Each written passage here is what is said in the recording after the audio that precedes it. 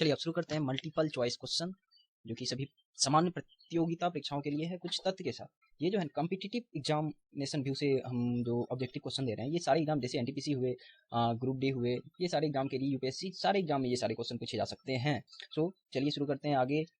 इन 500 में हमने लगभग 11 क्वेश्चन क्या कहा जाए, इसमें विस्टा फैक्ट जितने भी दिए गए वो जो एक तरह से कहा जाए कि क्वेश्चन ही थे। चलिए आगे हम शुरू करते हैं। नेक्स्ट वन नाउ,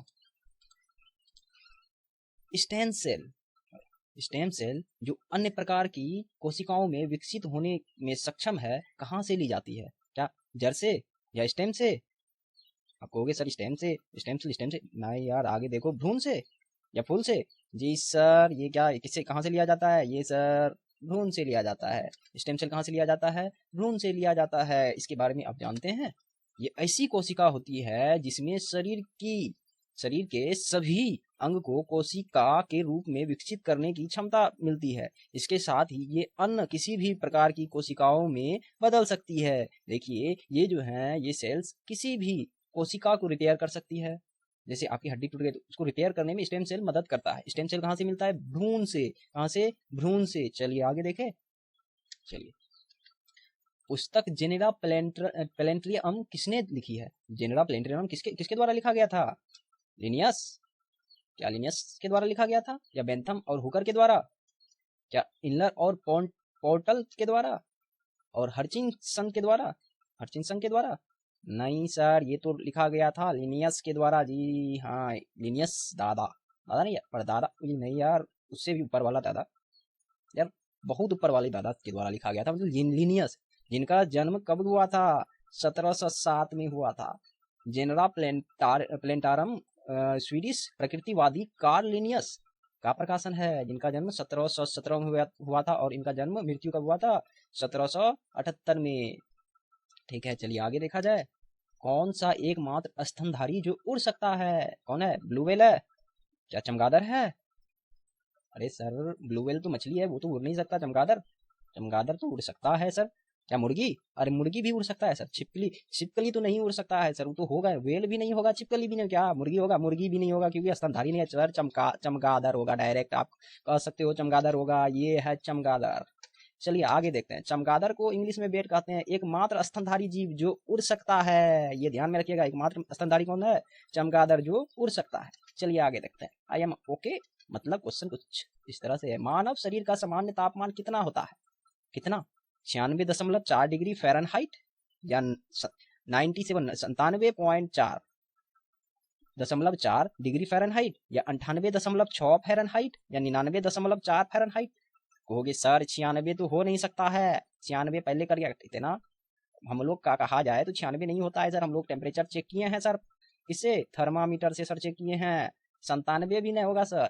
अब बात रहा 99 में तो बुखारे हो जाता है सर, 99 से ऊपर जाता है तो कितना होगा? 98.6 डिग्री से 98.6 डिग्री फ़ारेनहाइट होगा ना। चलिए, शरीर का सामान्य तापमान कितना होता है? 98.6 डिग्री फ़ारेनहाइट। याद रखिएगा, फ़ारेनहाइट, सेल्सियस नहीं। जब सेल्सियस में पूछा जाएगा तो 37 डिग्री सेल्सियस शरीर का सामान्य तापमान होता है। ये ध्यान में रखने वाली बात है। चलिए आगे बढ़ते हैं। पोलियो वैक्सीन की खोज किसने की? लुईस पास्चर, क्या कोर्नाल जूस, या एलिविटनी, या जोनास साल्क? किनके द्वारा? सर जी, पोलियो वैक्सीन का खोज जब किया गया था हम थे ही नहीं, ऐसा मत कहिएगा यार। ये पोलियो वैक्सीन जिन्होंने खोज किया था वो है जोनास साल्क। चलिए ये देखिए, पोलियो ड्रॉप, आप तो याद होगा बचपन वाला। देखिए, डॉक्टर जोनास साल्क द्वारा एक निष्क्रिय मारे गए पोलियो वैक्सीन आईपीवी का विकास किया गया और पहली बार 1955 में इसका इस्तेमाल किया गया। पहली बार कब इस्तेमाल हुआ था ये पोलियो का वैक्सीन? 1955 में। ठीक है, ये ध्यान में रखना है। चलिए आगे बढ़ा जाए। पक्षी जो पानी में तैरते हैं उनमें होते हैं, क्या होते हैं?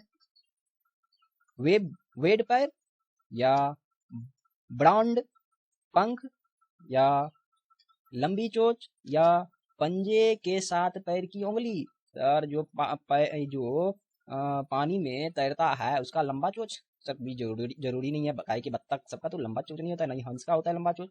सर पंजे के साथ एक पैर की उंगली, हो भी सकता है, नहीं भी हो सकता है सर। चलिए आगे बढ़ते हैं। क्या ये होगा वेब वेड पैर, वेब वेड पैर, जो कि किसमें होता है, बत्तख वगैरह में। ये देखिए आपको दिख रहा होगा, ये वेब वेड पैर जो पक्षियों में होता है, जिन पक्षियों में वो इजीली तैर सकती है। आप देखते हो कुछ तैराक जो है ना अपने पाँव में क्या लगाते हैं, इसी तरह का कुछ आकार का जो लगाते हैं वो तैरने के लिए, वो वेब वेड पैर होता है, वेब वेब वेड पैर। ध्यान में रखना है, पक्षी जो पानी में तैरते हैं उनमें होता है क्या, वेब वेड पैर। चलिए आगे बढ़ा जाए। पानी में अतिरिक्त आर्सेनिक की उपस्थिति के कारण निम्नलिखित में से कौन सी बीमारी होती है? अल्जाइमर रोग, पार्किंसंस रोग, नहीं सर। त्वचा रोग, सर हमको पता नहीं चल रहा है कि अपचय क्या होगा। सर हमको लगता है त्वचा कैंसर। जब आपने सोचा तो सही सोचा होगा। चलिए देखिए, अधिक लंबे समय तक आर्सेनिक प्रदूषण जल पीने से त्वचा का कैंसर तथा अन्य आंतरिक अंगों तथा फेफड़े, अमाशय तथा गुर्दे का कैंसर हो सकता है। ये ध्यान रखिएगा। आर्सेनिक जिसमें प्रेजेंट, जो पानी में आर्सेनिक रहता है, उपस्थित रहता है, वो अधिक समय तक पीने से क्या होता है, त्वचा कैंसर होता है। ध्यान रखिएगा। इसलिए आर्सेनिक चेक करवा के अपना पानी चेक करवा दीजिएगा कि सर इसमें आर्सेनिक है कि कहीं है, तो फिर वो पीना बंद कर दीजिएगा। चलिए देखिए, पेड़ की डाली में रहने वाले जानवरों की किस नाम से जाना जाता है? पेड़ पर रहने वाले जानवरों को किस नाम से जाना जाता है? पेड़ पर रहने वाले, डाली पर, पेड़ पर नहीं, पेड़ के डाली पर रहने वाले जानवर। चलिए देखिए, किस नाम से? आर्बोरियल नाम से, या वोलंट नाम से, क्या अभयचर नाम से, या उभयचर नाम से, या जलचर नाम से? किस नाम से जाना जाता है? पेड़ के डाली पर रहने वाले जानवरों का नाम बताना है। कौन होगा? ये देखिए बंदर। ये बंदर दिख रहा है, जो कि हमेशा खेल कूद करते रहता है किस पे? डाली पर, पेड़ का डाली पर। चलिए देखते हैं, इसको आर्बोरियल जानवर कहा जाता है। आर्बोरियल जो होते हैं किस पे रहते हैं? डाली पर। देखिए, आर्बोरियल जानवर ऐसे प्राणी हैं जो अपना अधिकांश जीवन पेड़ों में बिताता है। वे पेड़ की छतरी में खाते हैं, सोते हैं और खेलते हैं। देखिए वो बंदर सेम, जो हमेशा कहाँ अपना जीवन जो है ना, मोस्ट ऑफ द टाइम ये जो है ना पेड़ पर रहता है, पेड़ का डाली पर ये खेलता है, खाता है। ये क्या कहलाता है? आर्बोरियल कहलाता है। चलिए दूसरा देखते हैं। शीत रक्त वाले जानवरों के बारे में निम्न में से कौन सा सही है? उनका रक्त हर समय ठंडा रहता है क्या? उनका रक्त हर समय ठंडा रहता है? वायुमंडल के अनुसार उनके शरीर की तापमान बदलता है, क्या होगा? चलिए तीसरा देखिए, उनके शरीर का तापमान हर समय स्थिर रहता है?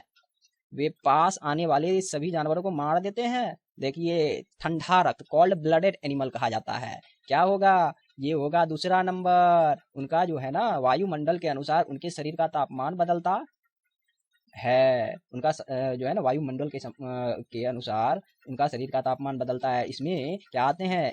सांप आते हैं। ठीक है, देखिए, ठंडे खून वाले जानवरों को ऐसे जानवरों के रूप में परिभाषित किया जा सकता है जो पर्यावरण में बदलाव के साथ अपने आंतरिक शरीर को तापमान को नियंत्रित नहीं कर सकता है। कौन सा? सांप जो होते हैं क्या होते हैं?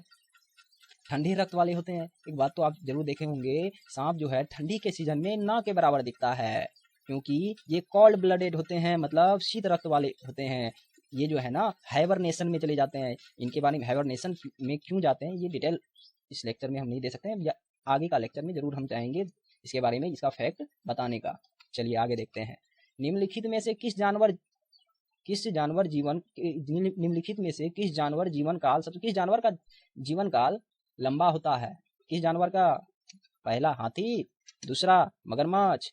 यार हाथी तो सर होता है, लेकिन उतना नहीं होता है। मगरमच्छ भी हो सकता है सर, ना हो सकता है। कुत्ता, सर कुत्ता तो हमसे पहले मर जाता है।